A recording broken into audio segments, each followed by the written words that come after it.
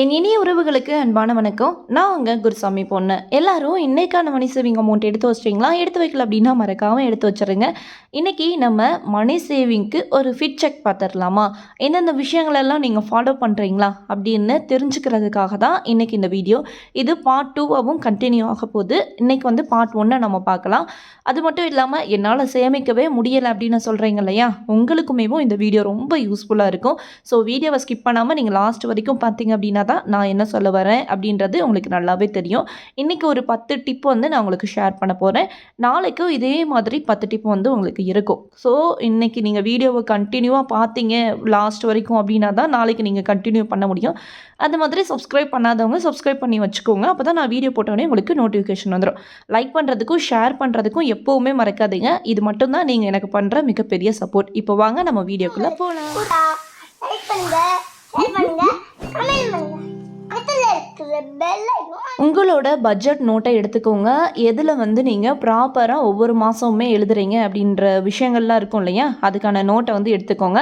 நான் சொல்கிற விஷயங்கள் எல்லாத்தையுமேவும் இப்போ வரைக்கும் ரெகுலராக ஃபாலோ பண்ணுறீங்களா அப்படின்றத மறக்காமல் டிக் பண்ணிகிட்டே வாங்க. இப்போ வரைக்கும் நான் பட்ஜெட்டே போடல, நான் சொல்கிற விஷயங்கள் எல்லாம் நீங்கள் ஃபாலோ பண்ணலை அப்படின்னு நினச்சிங்கன்னா இப்போ வந்து கிண்ட் மாதிரி எடுத்துக்கோங்க. இன்னிலேருந்து நீங்கள் ஃபாலோ பண்ணுறதுக்கு ரெடி ஆகுங்க. செப்டம்பர் மாதத்துலேருந்து நீங்கள் இந்த விஷயங்கள் எல்லாம் ஃபாலோ பண்ணணும் அப்படின்ற முடிவோட இன்னைக்கான வீடியோவை வந்து நம்ம கண்டினியூ பண்ணலாம். ஃபஸ்ட்டு என்ன அப்படின்னா, ஒவ்வொரு நாளுமேவும் நம்மளோட வரவு செலவு கணக்கை வந்து கண்டிப்பாக எழுதணும். இன்கம் ஏதாவது வந்திருக்கா, என்னென்ன செலவு வந்து இன்றைக்கி நம்ம பண்ணியிருக்கோம் அப்படின்னு சொல்லி ஒவ்வொரு நாளுமேவும் நம்மளுக்கான செலவுகளை வந்து கண்டிப்பாக நீங்கள் வந்து எழுதிக்கிட்டே வரணும். அப்படி எழுதுனீங்க அப்படின்னா மட்டும்தான் நீங்கள் வந்து அதுக்கடுத்து எவ்வளோ வந்து செலவு பண்ணியிருக்கீங்க அப்படின்றதே உங்களால் தெரிஞ்சுக்க முடியும். செலவே எவ்வளோ பண்ணுறேன்னு தெரியாமல் எப்படி நம்ம சேமிக்கணும்னு ஆசைப்பட்டால் மட்டும் அதில் அர்த்தம் இருக்கான்னு நீங்களே அந்த கொஸ்டினுக்கான பதிலை வந்து நீங்கள் தான் தேடணும். ஒவ்வொரு நாளும் உங்களுக்கான செலவை வந்து நீங்கள் கண்டிப்பாக நோட் பண்ணி எழுதியே ஆகணும். அது ₹1 இருந்தாலும் சரி, ₹100 இருந்தாலும் சரி, ₹1000 இருந்தாலும் சரி, உங்களோட டெய்லி இன்னைக்கு இது என்னோட செலவு அப்படின்னு சொல்லி மறக்காமல் நீங்கள் நோட் பண்ணணும். இதில் நான் இந்த 2 இடத்துல மட்டும் ஃபில் பண்ணாமல் வச்சுருக்கேன் பார்த்தீங்களா? இது ஆதியோட பர்த்டே அன்னைக்கு கேக்கும் பஃப்பும் வாங்கினது. இதுக்கு ஹஸ்பண்ட் கிட்ட அமௌண்ட் மட்டும்தான் நான் வந்து கொடுத்தேன். எவ்வளோன்றதை இன்னும் நான் கேட்கல. ஸோ நான் பட்ஜெட்டை க்ளோஸ் பண்ண முன்னாடி இதை கேட்டு நான் உங்களுக்கு எழுதிட்டு எவ்வளோ அமௌண்ட் அப்படின்றத நான் ஷேர் பண்ணுறேன். அது மட்டும் இல்லாமல் இது வந்து இண்டக்ஷன் ஒன்று ரிட்டர்ன் கொடுத்தேன் அப்படின்னு உங்கள்கிட்ட சொல்லியிருந்தேன் இல்லையா? அதுக்கு வந்து ஏதாவது பர்ச்சேஸ் பண்ணிக்கலாமா அப்படின்னு கேட்டதுக்கு ஓகே பண்ணிக்கோங்க அப்படின்னு சொல்லிட்டாங்க. இண்டக்ஷனோட அமௌண்ட் வந்து ₹3050. அதுக்கு வந்து அப்படியே 2 நாள் வந்து நாங்கள் பொருள் வாங்கி கழிச்சிருக்கிறோம். அதுதான் நான் வந்து இங்கே ஷேர் பண்ணியிருக்கிறேன். இது எவ்வளோ அமௌண்ட் அப்படின்னு சொல்லி என்னோடய பட்ஜெட்டை இந்த மந்தோட எண்டில் நான் க்ளோஸ் பண்ணி காட்டுவேன் இல்லையா? அப்போது இதை பற்றி உங்களுக்கு டீட்டெயிலாக வந்து எக்ஸ்பிளைன் பண்ணுறேன். இந்த மாதிரி ஒவ்வொரு விஷயத்தையும் நம்ம நோட் பண்ணால் தான் நம்மளுக்கு எக்ஸ்பீரியன்ஸ் கிடைக்கும். எதுவுமேவும் இப்போ நான் ஷேர் பண்ணுறதுனால மட்டும் உங்களுக்கு எதுவுமே தெரிஞ்சிடாது. நீங்கள் என்ன பண்ணுறீங்க, உங்களுக்காக நீங்கள் என்ன பண்ணுறீங்க, உங்களுக்காக ஒரு நாளைக்கு 1 மணி நேரம் கொடுக்க மாட்டிங்களா உங்களோட ஃபேமிலியை டெவலப் ஆகிறதுக்கு அப்படின்னு மட்டும் யோசிச்சுட்டு இந்த விஷயத்தை நீங்கள் ஃபாலோ பண்ண ஆரம்பிங்க. டெய்லி மறக்காமல் இன்றைக்கி ஏதாவது புதுசாக இன்கம் வந்திருக்கா அப்படின்றதையும் நோட் பண்ணணும். இன்றைக்கி என்ன செலவு பண்ணியிருக்கிறோம், நம்ம கையிலேருந்து எவ்வளோ காசை வந்து ஸ்பெண்ட் பண்ணியிருக்கிறோம் அப்படின்ற விஷயத்தையும் மறக்காமல் நோட் பண்ணணும். அப்புறமா செகண்ட் ஒன் என்ன அப்படின்னா, பட்ஜெட் வந்து போடணும். பட்ஜெட் எதுக்காக போடுறோம் அப்படின்ற விஷயத்த தெரிஞ்சுக்கணும். பட்ஜெட் போட்டிங்க அப்படின்னா மட்டும்தான் நீங்கள் பட்ஜெட் படி செலவு பண்ணுறீங்களா அப்படின்றதே உங்களுக்கு ஃபஸ்ட்டு தெரிய ஆரம்பிக்கும். நம்ம சேனலை ரெகுலராக பார்க்குறவங்க அப்படின்னா உங்களுக்கு ஆல்ரெடி வந்து நல்ல டீட்டெயில்ஸ் வந்து கிடச்சிருக்கும். ப்ரீ பட்ஜெட் வந்து நீங்கள் போடணும். மாதம் பிறக்கும் போது இந்தந்த செலவுக்கு நான் இவ்வளோ அமௌண்ட்டை தான் செலவு பண்ண போகிறேன் அப்படின்னு சொல்லிட்டு அந்த செலவுக்கான பணத்தை வந்து எடுத்து வைக்கணும். மாதத்தோட கடைசியில் இப்போ ஒவ்வொரு நாளும் செலவு நம்ம எழுதுகிறோம் இல்லையா? எதுக்காக எழுதுகிறோம்? நம்ம செலவு பட்ஜெட் போட்டபடி தான் செலவு பண்ணிக்கிட்டு இருக்கோமா அப்படின்றத நம்ம தெரிஞ்சுக்க வேண்டாமா? நம்ம பணத்தை நம்ம தெரிஞ்சுக்காமல் யார் தெரிஞ்சுக்க போகிறா சொல்லுங்கள்? இப்படி வர்றதும் போகிறதும் தெரியாமல் செலவு பண்ணிகிட்டே இருந்தோம் அப்படின்னா கடைசியில் மிச்சம் நம்மக்கிட்ட எதுவுமே இருக்காது. அதுக்கு இப்போவேவும் சுதாரிச்சுக்கோங்க. உங்கள் பணத்துக்கு நீங்கள் தான் முதலாளி. நீங்கள் சொல்கிற பேச்சு மட்டும்தான் உங்களோட பணம் வந்து கேட்கணும். அதுக்கு என்னென்ன விஷயங்கள் எல்லாம் ஃபாலோ பண்ணணுமோ அதை தான் நான் வந்து ரெகுலராக நம்மளோட வீடியோஸில் ஷேர் பண்ணிக்கிட்டு இருக்கிறேன். மந்த்து ஃபஸ்ட்டில் பட்ஜெட் ஓப்பனிங்கான வீடியோ இருக்கணும். மாதத்தோட முடிவில் எந்தெந்த கேட்டகரிக்கு எவ்வளோ செலவு பண்ணியிருக்கிறீங்க, எதுக்கு அதிகம் ஆயிருக்கு, எதுக்கு கம்மியாக இருக்குது அப்படின்னு எல்லா விஷயங்களுமேவும் பின் பாயிண்டில் உங்களுக்கு தெரிஞ்சிருக்கணும். அப்போ தான் அடுத்த மாதத்தை நீங்கள் ஸ்மூகமாக வந்து எடுத்துகிட்டு போக முடியும். இல்லைனா ஒரு குழப்பத்தோடு தான் அடுத்த மாதத்தையும் நீங்கள் தொடங்குவீங்க. மாத கடைசியில் எப்பவும் போல் யார்கிட்டையோவும் அமௌண்ட்டை வாங்கி செலவு பண்ண வேண்டிய சுச்சுவேஷன் வந்து உங்களுக்கு உருவாகலாம். இதெல்லாம் வேணும்னு நினைக்கிறீங்களா? இதெல்லாம் அவாய்ட் பண்ணணும்னு நினச்சிங்கன்னா நான் சொல்கிற எல்லா விஷயங்களையும் நீங்கள் ஃபாலோ பண்ணுறீங்களா அப்படின்ற அப்படின்றத செக் பண்ணிக்கோங்க. அதுக்காக தான் இந்த ஃபிட் செக். அடுத்த தேர்டு டிப்பு என்ன அப்படின்னா, சேலரியில் ஒரு 10% நம்ம வந்து சேமிக்க ஆரம்பிக்கணும். இது வந்து நான் ரொம்ப ரொம்ப கம்மியாக தான் சொல்லியிருக்கிறேன். இதை விட நம்ம அதிகமாக வந்து சேவ் பண்ண ஆரம்பிக்கணும். சேவிங்ஸான பட்ஜெட்டோட காமன் ரூல் வந்து 20% வந்து நம்மளோட சேலரியில் சேவ் பண்ணணும் அப்படின்றது தான்.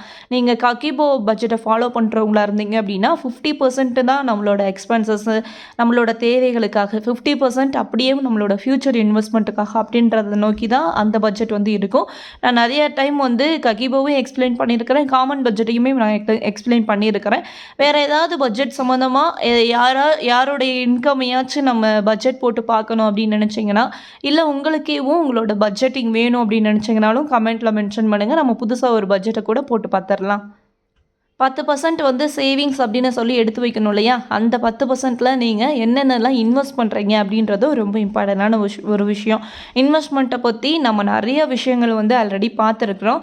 நான் இன்வெஸ்ட்மெண்ட்டாக இப்போ என்ன பண்ணிக்கிட்டு இருக்கேன் அப்படின்னா, பாப்பாக்காக SSY போட்டிருக்கு, தம்பிக்காக PPF போட்டிருக்குது.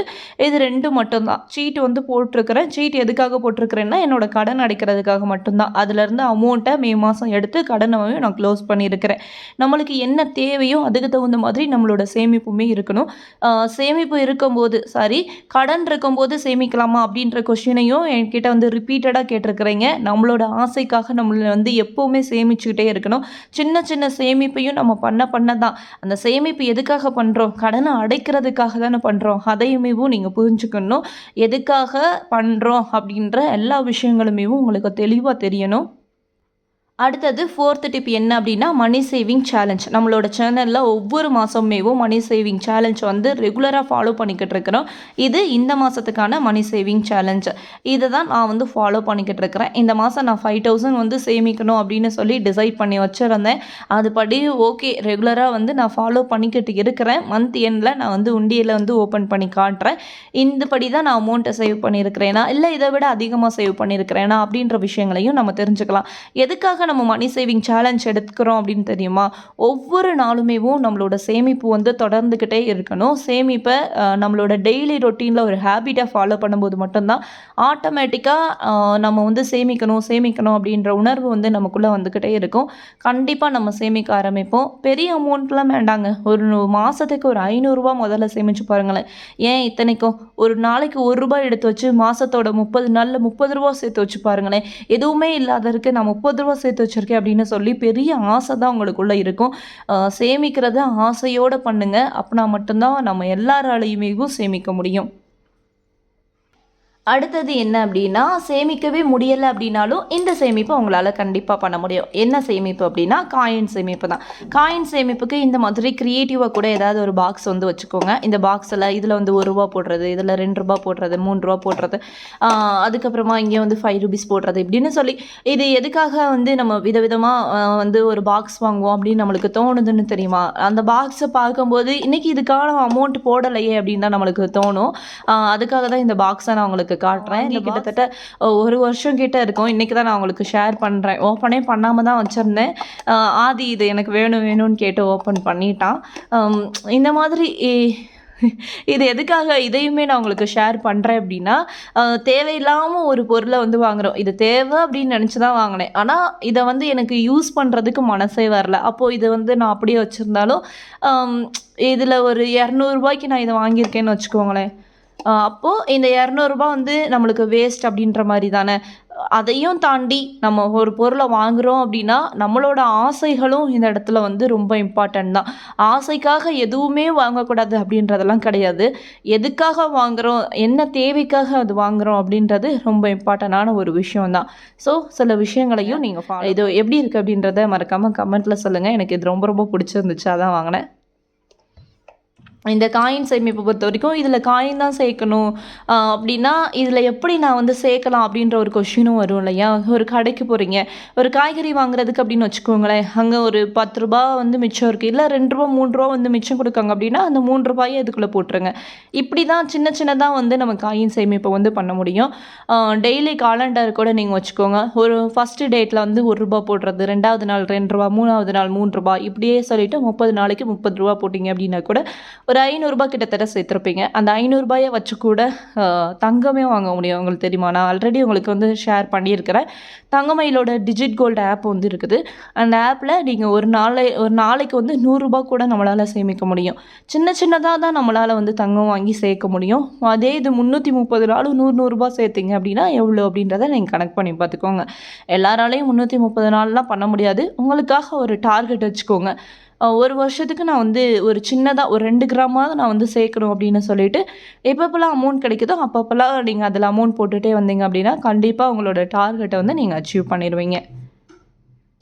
அடுத்தது 6th டிப் என்ன அப்படின்னா, நோ ஸ்பெண்டிங் சேலஞ்சு.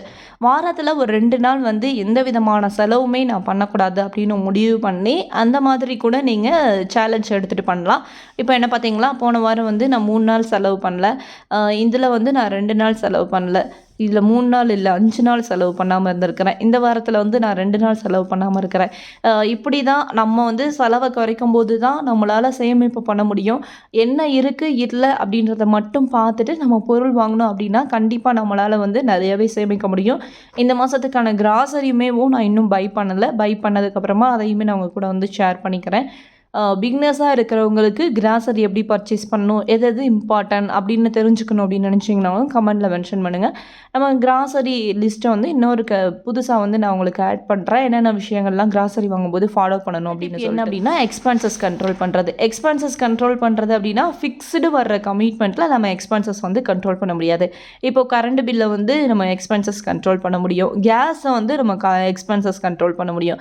இந்த வெஜிடபிள், ஃப்ரூட்ஸு, நான்வெஜ் இதெல்லாம் போட்டிருக்கோம் இல்லையா, இதில் வந்து நம்ம எக்ஸ்பென்சஸ் வந்து கண்ட்ரோல் பண்ண முடியும். ஹோட்டல் ஃபுட்டில் நல்லாவே கண்ட்ரோல் பண்ண முடியும். இந்த மாதம் நாங்கள் இன்னும் ஹோட்டலில் சாப்பிடவே இல்லை. அப்படி சாப்பிட்டோம் அப்படின்னா இந்த வீக்கெண்ட் வந்து பிளான் பண்ணியிருக்கிறோம். இங்கே வந்து நான்வெஜ் வந்து அதிகமாக இந்த மாதம் வந்து பண்ணுறதில்ல அப்படின்னு சொல்கிறாங்க. சிக்கனோ மட்டனோ எதுனாலுமே இங்கே ஸ்ராவன் மாதம் அப்படின்னு வந்து சொல்கிறாங்க. அதனால் வந்து நான்வெஜ் கிடைக்கிறதில்ல. கிடைச்சாலுமே போன்ஸோடு தான் கிடைக்குது. போன்ஸோடு கிடச்சிச்சின்னா எங்களுக்கு போன்ஸோடு வாங்கினா வேஸ்ட் அப்படின்ற மாதிரி தான். ஏன்னா வீட்டில் எல்லாருமே சாப்பிடணும். 2 பசங்களுமே போன் சாப்பிட மாட்டாங்க. ஹஸ்பண்ட் போன் சாப்பிட மாட்டாங்க. நான் மட்டும் சாப்பிட்ணுன்னா அது வேஸ்ட் ஆகிற மாதிரியான தொடர்ந்து அதையே யூஸ் பண்ண நம்மளுக்கே போர் அடிச்சிடும் இல்லையா, ஒரு சலிப்பு வந்துடும். அதனாலேயே மேக்ஸிமம் இப்போ அவாய்ட் பண்ணிக்கிட்டு இருக்கோம். மட்டன் இந்த மாதம் வாங்க வேண்டாம் அப்படின்னு சொல்லி டிசைட் பண்ணோம். அதனால தான் இந்த வீக்கில் வந்து நம்ம ஹோட்டலில் வாங்கிக்கலாம் அப்படின்னு சொல்லிட்டு பிளான் பண்ணியிருக்கோம். அப்படி நான் வாங்கினாலும் அதையுமே நான் அவங்க கூட வந்து ஷேர் பண்ணிக்கிறேன். அதுக்கப்புறமா என்ன அப்படின்னா, இப்போ மேக்ஸிமம் வந்து எல்லாமேவும் ஆன்லைன் டிரான்சாக்ஷன் ஆகிடுச்சு. இப்போ எனக்குமேவும் பக்கத்தில் எதுவுமே ஷாப் கிடையாது. அப்படியே பக்கத்தில் வந்து ஒரு மால் மாதிரி தான் இருக்குது. இங்கே பார்த்தீங்களா இந்த மாதம் எவ்வளோ பில்ஸ் அப்படின்னு சொல்லிட்டு எல்லாமேவும் இந்த சூப்பர் மார்க்கெட்டில் போய் தான் வாங்குற மாதிரி இருக்குது. அப்படியே கொஞ்சம் தூரம் போய் வாங்குவோம் அப்படின்னாலும் என்னோட ஹஸ்பண்டை டிபெண்ட் பண்ணி இருக்கிற மாதிரி இருக்குது. அவங்களுக்கு ஒர்க் ப்ரெஷர் அதிகமாக இருக்கிறதுனால அவங்க எங்களுக்காக வாங்கி கொடுக்குற சுச்சுவேஷனில் அவங்களுமே இல்லை. ஸோ என்ன பண்ணலாம், நம்ம இருக்கிற ஆப்ஷன் பக்கத்தில் என்ன கிடைக்கும் அதுதான் வாங்குற மாதிரி இருக்குது. இல்லை பிக் பாஸ்கெட்டில் ஆர்டர் பண்ணலாம் அப்படின்னு தான் டிசைட் பண்ணியிருக்கிறோம். இன்னும் ஒருத்தர் கூட ஆர்டர் பண்ணல. அப்படி ஆர்டர் பண்ணேன் அப்படின்னா அதையுமே நான் அவங்க கூட வந்து ஷேர் பண்ணிக்கிறேன். ஓகே, இப்போ நம்ம பாயிண்ட்டுக்கு வரலாம். ஆன்லைனில் நம்ம வாங்கும்போது என் கையில் வந்து காசே கிடையாதுல்ல. நான் எல்லாமே கூகுள் பே, ஜிபேயில் தானே யூஸ் பண்ணுறேன். எப்படி நான் சேமிக்க அப்படின்னு நீங்கள் கேட்குறது எனக்கு புரியுது. நான் என்ன பண்ணிகிட்ருக்கேன் அப்படின்னா 2 அக்கௌண்ட் வந்து வச்சுருப்பேன். ஒன்று வந்து என்னோடய செலவுகளுக்காகவும், இன்னொன்று வந்து சேவிங்ஸ் அப்படின்னு சொல்லிட்டு அந்த அக்கௌண்ட்டில் நான் சின்னதாகவும் அமௌண்ட்டை வந்து ட்ரான்ஸ்ஃபர் பண்ணிக்கிட்டே இருப்பேன்.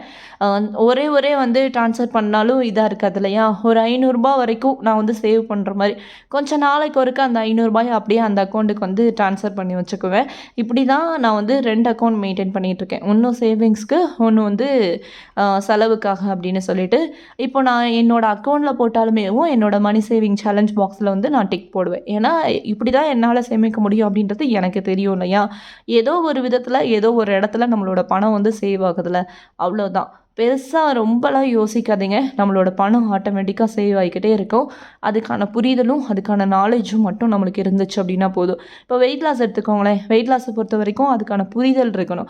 எப்பப்போ என்ன பண்ணணும், இதை பண்ணலாமா இதை பண்ணக்கூடாதா அப்படின்ற விஷயங்கள் தெரிஞ்சிச்சு அப்படின்னாலே ஆட்டோமேட்டிக்காக நம்மளோட வெயிட் ரெடியூஸ் ஆகும் அப்படின்றது நம்மளுக்கு தெரியும்ல. அதே மாதிரி தான் மணி மேனேஜ்மெண்ட் பண்ணுறது ரொம்ப ரொம்ப ஈஸி தான். இது வந்து ரெகுலராக நம்ம ஃபாலோ பண்ணும்போது மட்டும்தான் அதுக்கான ரிசல்ட் வந்து கிடைக்கும். 1 மாதம் 2 மாதம் ஃபாலோ பண்ணிட்டு திரும்பி ஃபாலோ பண்ணாமல் விட்டுட்டு அடுத்து கொஞ்ச நாள் கழித்து ஃபாலோ பண்ணிக்கிட்டே இருந்தோம் அப்படின்னா அதுக்கான ரிசல்ட் வந்து கரெக்டாக இருக்காது. ரெகுலராக ஃபாலோ பண்ண தான் அதுக்கான ரிசல்ட் வந்து கிடைக்கும். இப்போ என்னோடய பட்ஜெட் எடுத்துக்கிறீங்க அப்படின்னா லாஸ்ட்டு 1.5 வருஷத்துக்கு முன்னாடி என்னோடய பட்ஜெட் எப்படி இருந்துச்சு, ஏன் இந்த வருஷம் ஃபஸ்ட்லேயே என்னோடய பட்ஜெட் எப்படி இருந்துச்சு, இப்போ 8 மாதம் இருக்குது, இப்போது எப்படி இருக்குது அப்படின்னு நீங்கள் என்னோடய பட்ஜெட்டை கம்பேர் பண்ணி பார்த்தீங்க அப்படின்னாலே தெரியும். மந்த் எண்டில் கம்பேரிசன் பண்ண மாதிரி ஒரு வீடியோஸ் கூட கொடுக்கலாம். அடுத்து 9th டிப் என்ன அப்படின்னா கமிட்மெண்ட்டாக உருவாக்கணும். இப்போது அந்த 10% வந்து சேமிக்கணும் அப்படின்னு சொல்லியிருந்தேன் இல்லையா, அந்த சேமிக்கிறது, அதுக்கப்புறமா நம்ம சின்னதாகவும் உண்டியலில் சேமிக்கிறதா இருக்கட்டும், காயின் சேமிக்கிறதா இருக்கட்டும், இப்படிலாம் சேமிக்கிறோம் இல்லையா, அந்த பணம் எல்லாமேவும் ஒரு கமிட்மெண்ட்டாக நம்ம மாற்றணும். அப்படி மாற்றினா மட்டும்தான் ரெகுலராக நம்ம வந்து இந்த விஷயங்களெல்லாம் பண்ணணும் அப்படின்னு சொல்லி நம்மளுக்கு தோண ஆரம்பிக்கணும். இப்படி என்னென்னலாம் நம்ம கமிட்மெண்ட்டாக மாற்றிக்கலாம் அப்படின்றத நாளைக்கு நம்மளோட வீடியோஸில் ஷேர் பண்ணலாம். இல்லை ஒரு 500 ரூபாயாவது நீங்கள் ஒவ்வொரு மாதமும் சேமிக்கணும் அப்படின்னு சொல்லி பிளான் பண்ணிக்கோங்க. அதை கமிட்மெண்ட்டாக மாற்றணும். என்னென்ன விஷயங்கள்லாம் கமிட்மெண்ட் மாற்றணும், எதுக்கெல்லாம் கமிட்மெண்ட்டை உருவாக்கணும் அப்படின்ற எல்லா டீட்டெயில்ஸையுமே நாளைக்கு நம்ம டீப்பாக பார்க்கலாம். அடுத்தது லாஸ்ட் டிப் என்ன அப்படின்னா ரூல் யுவர் மணி. அது என்ன புதுசாக இருக்கே அப்படின்னு நினைக்கிறீங்களா? நான் இதுக்கு முன்னாடி சொன்னேன் இல்லையா, அதுதான் என்ன சொன்னேன் அப்படின்றது கூட உங்களுக்கு தோணும். என்ன அப்படின்னா ரூலாக இருக்கணும். இப்போது நான் ஒரு விஷயத்தை ஃபாலோ பண்ணோம் அப்படின்னா அதை வந்து ரெகுலராக ஃபாலோ பண்ணணும். இப்போ சேவிங் சேலஞ்ச் பண்ணுறோம் அப்படின்னா ரெகுலராக ஒவ்வொரு மாதமுமே பண்ணணும். ஒவ்வொரு நாளும் நம்மளோட சேமிப்பு வந்து இருக்கணும். எப்படி நான் ஒவ்வொரு நாளும் சேமிக்க அப்படின்னு கூட உங்களுக்கு ஒரு கொஷின் வரும். அதுக்காக தான் நான் ரொம்ப சிம்பிளாக சொன்னேன். ₹1 எடுத்து வச்சாலும் அது உங்களோட சேமிப்பு தான். ஆனால் ரெகுலராக வந்து நீங்கள் எடுத்து வைக்கணும். இன்றைக்கி என்னால் ₹1 தான் எடுத்து வச்சு முடிஞ்சிச்சு அப்படின்னா எடுத்து வைங்க. நாளைக்கு ₹100 எடுத்து வைக்க முடிஞ்சிச்சு அப்படின்னா நாளைக்கு ₹100 எடுத்து வச்சுக்கலாம். இது ஒன்றும் பிரச்சனையே கிடையாது. ஆனால் டெய்லியும் அந்த சேமிப்பு பழக்கம் வந்து நம்மளோட ஹேபிட்டில் கண்டிப்பாக இருக்கணும். நம்மளை பார்த்து தான் நம்மளோட குழந்தைங்க வளர்ந்துட்டு இருக்கிறாங்க. நம்ம இப்போ என்னென்னலாம் கஷ்டப்படுறோமோ இந்த ஃபினான்ஷியலாக அது எல்லாமே நம்மளோட ஃப்யூச்சரில் நம்ம குழந்தைங்களுக்கு வந்து அதை கொடுத்துடவே கூடாது. அதுக்கு ரோல் மாடலாக நீங்கள் இருக்கணும். நீங்கள் என்னென்ன விஷயங்களெல்லாம் மாற்றிக்கணும், டெபிட்லேருந்து எப்படி வெளியில் வரணும், அதுக்கப்புறமா இயர்லி ஒன்ஸ் வர்ற ஃபங்க்ஷனாக இருக்கட்டும், பர்த்டே ஃபங்க்ஷனாக இருக்கட்டும், இதுக்கெல்லாம் எப்படி நம்ம வந்து பணம் சேமிக்கணும் அப்படின்ற எல்லா விஷயங்களையுமே நாளைக்கு நம்மளோட வீடியோஸில் உங்களுக்காக ஷேர் பண்ணுறேன். இன்றைக்கி இந்த வீடியோ பிடிச்சிருந்துச்சு அப்படின்னா மறக்காமல் லைக் பண்ணுறதுக்கும் ஷேர் பண்ணுறதுக்கும் சப்ஸ்கிரைப் பண்ணுறதுக்கும் மறக்கவே மறக்காதீங்க. அடுத்த வீடியோவில் சந்திப்போம். பாய்.